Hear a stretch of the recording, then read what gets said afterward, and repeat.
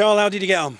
Yeah, not too bad. I scored on a few holes. It's tough. You've got to shoot par. I know you're sharing the tee with the other players, but to hit par on a course like this, your second shot's got to be very good. And you're putting on these fast greens. It's opened my eyes to how difficult professional level golf is. But really enjoyed it. I scored on about 3 or 4 holes. I scored. I actually got a net eagle as well on the edge of the green.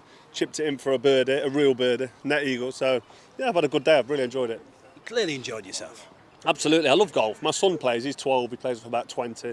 Could be so much better, but he's just young and not really bothered. But he's swinging good, he's playing well. We've got a studio at home as well, a golf studio, a launch monitor with all the setup. So yeah, we're fortunate that we get to play even through the winter. But yeah, I love it because my son plays, and yeah, I play probably once a week. So my handicap's I was off 20 today. My handicap's about 18, but no one's really counting my shots. And speaking to you sports stars, you know, you've played and fought in packed Wembley or whatever, but footballers are all saying it's so nerve-wracking on that first tee. Listen, I'm more scared of that ball stood over that, especially on the first tee, than I am looking at my opponent over the other side of the ring, because when I'm boxing I know what I'm doing and I'm trained and I've had a good training camp and I'm experienced with golf.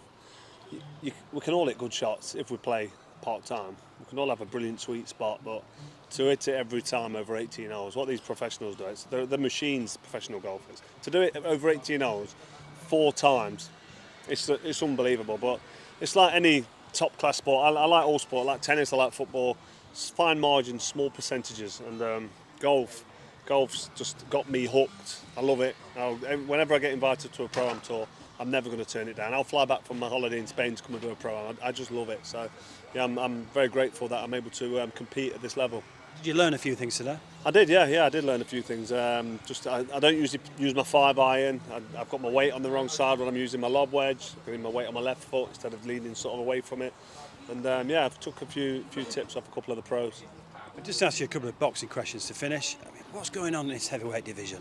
Are they going to fight each other? Listen, the heavyweight division is so frustrating at the minute. You've got Tyson Fury talking a lot of nonsense and giving it a big one. I mean, he's allowed to. He's one of the best in the world. And Anthony Joshua is frightened of his own shadow. You're going to get some good sound bites now, by the way. But he is. Since he lost to Ruiz, I don't think he's been the same. He's had back-to-back defeats to Alexander Usyk.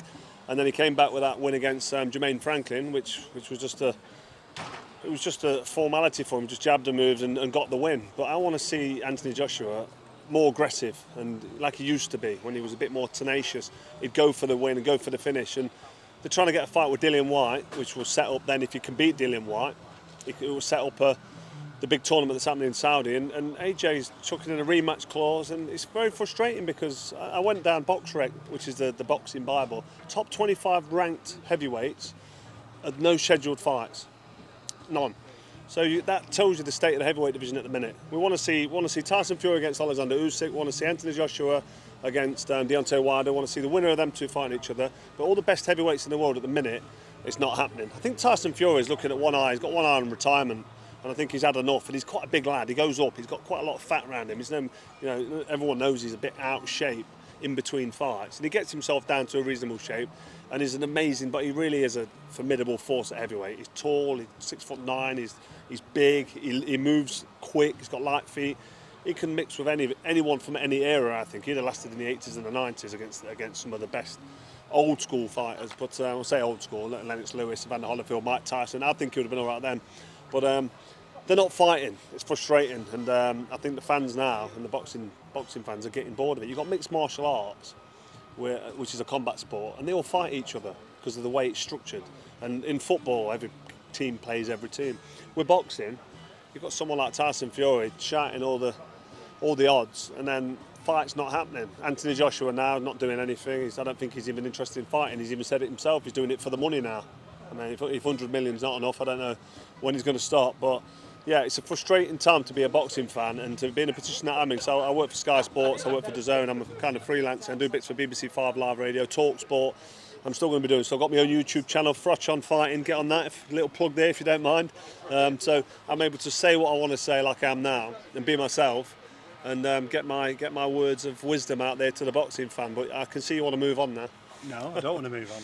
So your message to these boys is get in a ring, get fighting. Absolutely. Listen, they blame it on the promoters, they blame it on the promotional divide and the TV networks. But if the fighters want to fight, the fights can be made. If Tyson Fury says, I want to fight Anthony Joshua, or if Anthony Joshua says, yes, I'll fight Dillian Whyte, we don't need a rematch clause. We just need to get their heads together, get the contract sorted and get the date made. It's supposed to be August 12th, I think, August 12th.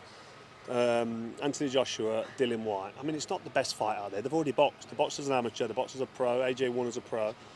But it's a good fight for Anthony Joshua to take before he takes on someone like Deontay Wilder in Saudi Arabia. For mega bucks, by the way. They pay like 50 million quid just to get you out there. I mean, come on.